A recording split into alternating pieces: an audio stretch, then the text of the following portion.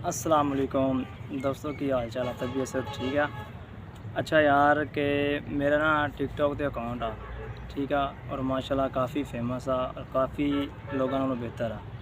ते तकरीबन मैं यार दिल कर रहा मेरा दस्सण नूं कि यार जेह्ड़े मेरे छोटे छोटे नाल दे यूज़र है ना कि उन्होंने भी ट्रिक दसी जाए और समझाई जाए कि शायद यार उन्होंने भी कोई भला हो जाए।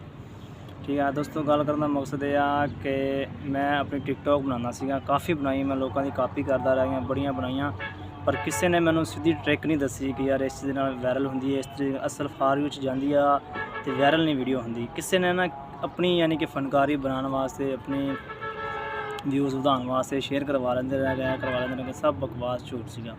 ठीक है, तो गल करने का मकसद यह है कि मैं अपना यूट्यूब का चैनल बनाया वा, चैनल बना के हुण उत्थे अपनी मैं पूरी डिटेल दसांगा तुहानूं। इस तरीके नाल वीडियो अपलोड करो, इस तरीके नाल वीडियो बनाओ, इस तरीके नाल वायरल होंदी वीडियो। ठीक हो गया। और उस तो बाद सब तो पहले तुसीं मेरा चैनल सबसक्राइब करो और उस तो बाद शेयर लाइक कर लो लाजमी। ठीक हो गया। बाकी तुहानूं आने वाली वीडियो मैं तुहानूं हर वीडियो च समझावांगा यार इस तरीके नाल मैं फेमस होया, इस तरीके नाल तुहाडा भी भला हो जाएगा, तुसीं भी फेमस हो सकते हो। ठीक हो गया, क्योंकि हर शख्स की ख्वाहिश होंदी कि यार असी भी फेमस होइए, क्योंकि मेरी ख्वाहिश आ कि हुण काफ़ी दोस्त यार कह रहे हैं कि यार भैया आपका घर कहाँ पे है, आप रहते कहाँ पे हो, तो इसलिए ना हर चीज़ मुताबिक थे, हर चीज़ तुहानूं एक एक चीज़ तरतीब नाल समझावांगे कि यार मेरा इस तरीके इस जगह दे घर आ, मेरा ये घर आ, मैं किन्ना की अमीर हाँ किन्ना की गरीब हाँ, तुहानूं सारी चीज़ की मालूमात हर चीज़ की डिटेल दसांगा तुहानूं। ठीक हो गया। और उस तो बाद मेरा टिकटॉक का अकाउंट 07 अरफाक अली 07 सिर्फ ये आईडी। अगर तुहानूं यकीन नहीं आता, अगर तुहानूं एतबार नहीं, तो तुसीं जाके मेरे अकाउंट देख सकते हो कि मेरी कितनी फैन फॉलोइंग है। ठीक हो गया।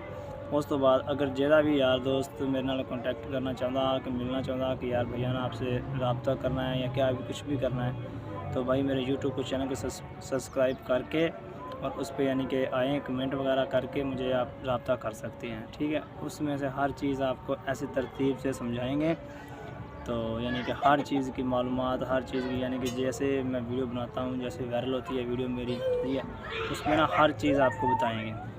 और सब तो पहले ये आ कि थोड़ी बड़ी बड़ी मेहरबानी, बहुत बहुत शुक्रिया होगा यार, जितना यानी कि हर यूट्यूब पर सपोर्ट करते हैं वैसे ही मुझे भी सपोर्ट कर देना। ठीक है, बड़ी बड़ी मेहरबानी।